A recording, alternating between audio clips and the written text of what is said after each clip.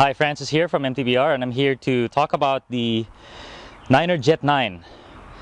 So I have it currently spec'd to my preferences, and with this setup right now, it's under 25 pounds, you know, even with pedals, 24.8, 24.9 pounds. So it can be set up pretty darn light. The frame itself on the small weighs exactly 6 pounds. And it's got 3 inches of travel. But today I'll just focus on mostly the frame. So what we got here is the kind of the addition to the Niner Rip 9, which has 4 inches of travel. So, and what we found with the Rip 9 was it was good, but here in Northern California, and when you want to enter the occasional race or not, it was a little too heavy, a little too much suspension.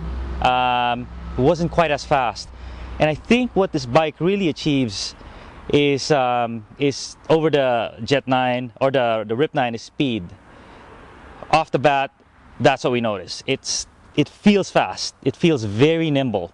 3 inches on a 29er platform feels like more. It really feels like 4.5 on this.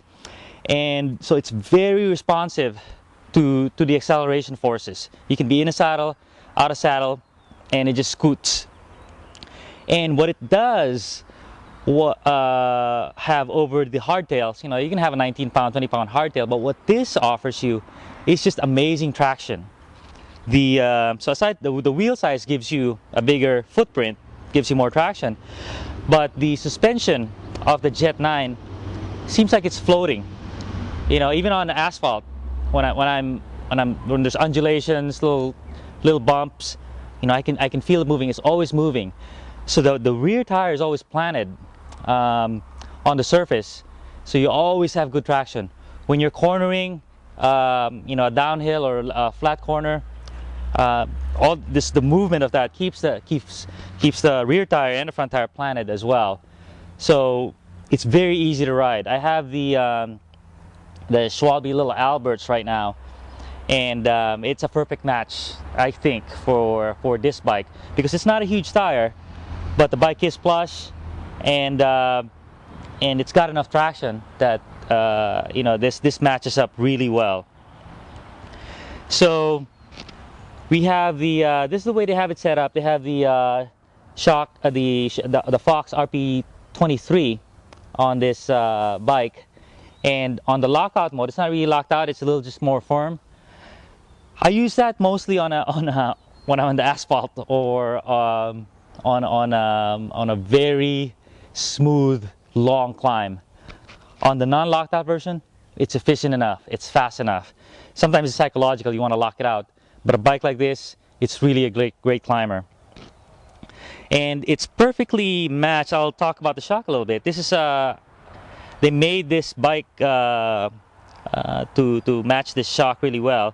It's the Reba adjustable shock, where you can go from, I believe, 70 millimeters of travel to 105 by just turning this U-turn knob. And what's cool about this is you can really change the bike around. You know, if you want not only shorter travel but a steeper head angle, you can do it with this shock. Steeper head angle, you can climb walls really easy. You can carve single track super accurately. So that works out really well. So there you go. The Niner Jet 9, highly awaited, but it delivers in terms of performance, and it looks great too. We hope to probably race it in Downeyville in a cross-country course, 8-mile climb, I believe 4,000 feet, followed by a 12-mile descent. I think this will be the bike setup to beat on a course like that. You know, 25 pounds and just good traction, good 29er rolling bump rolling ability. So there you have it. Thank you.